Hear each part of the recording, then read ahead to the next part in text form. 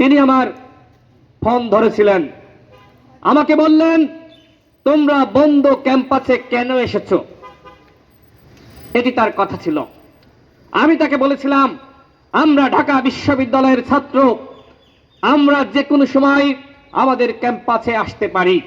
আপনি এই কথা বলে ছাত্রলীগের হামলাকে আপনি কোনোভাবেই বৈধতা দিতে পারেন না।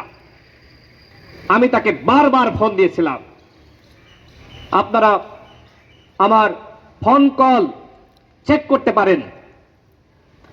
ডিজিএফআই বা অন্যান্য সংস্থা তাদের কাছে অবশ্যই সেই রেকর্ড আছে। আমি এরকম নিষ্ঠুর বর্বর শিক্ষক আমার জীবনে কখনো দেখি নাই। সে কিভাবে এখনো ঢাকা বিশ্ববিদ্যালয়ে শিক্ষকতা করছে।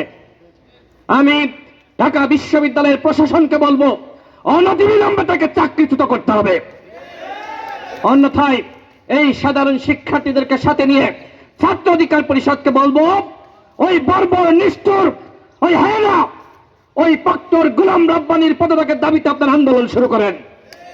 এবং একই সাথে ওই সময়কার ভিসি আখতারুজ্জামান, তার নেতৃত্বে তার নির্দেশনায় এদেশের ভারতীয় রয়ের এজেন্ট ওই কুখ্যাত জঙ্গি সাদ্দাম এবং সঞ্জিদের নেতৃত্বে আমাদের উপর হামলা হয়েছিল। তার নির্দেশনায় তৎকালীন আখতারুজ্জামান উপাচার্য, তাকে আমার ঘৃণা হয়।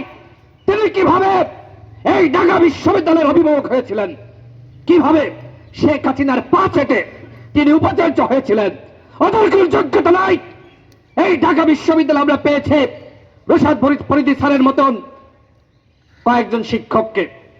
আমরা যখন পানি পানি বলে চিৎকার করছিলাম, ওই শিক্ষক তিনি পানি নিয়ে ছাত্রলীগের হামলা এবং নির্যাতন তাদের ত্রাস ভয়কে উপেক্ষা করে এই জানালা দিয়ে আমাদেরকে পানি দিয়েছিলেন।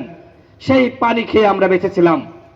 আপনারা দেখেছেন কিভাবে লাইট দরজা বন্ধ করে আমাদের সভাপতি নুরুল হক নূর, তৎকালীন ভিপি, তার উপর হামলা করা হয়, আমার উপর হামলা করা হয়, মশিউর ফারুক হাসান তাদের উপর হামলা করা হয়। এখানে আবু হানিফ, নাজমুল, মঞ্জুর মোর্শেদরা আছেন, তারা কিভাবে হামলা নির্যাতনের শিকার হয়েছিলেন আপনারা দেখেছেন। তুইন ফারাবি তিনি আইসিইউতে ছিলেন। ছাত্রনেতা এপিএম সুয়েল, তাকে এই ছাদ থেকে ফেলে তার মেরুদণ্ড ভেঙে ফেলা হয়েছিল। ছাত্রনেতা রাজ এবং আদিব আরিফকে কিভাবে এই মধুর ক্যান্টিনের সামনে বেধড়ক পিটিয়েছিল আপনারা সকলেই সেই দৃশ্য দেখেছেন। দুঃখের সাথে বলতে হয় বিচারহীনতার 5 বছর কোনো বিচার করা হয়নি। ওই সময় আমাদের সভাপতি নুরুল হক নূর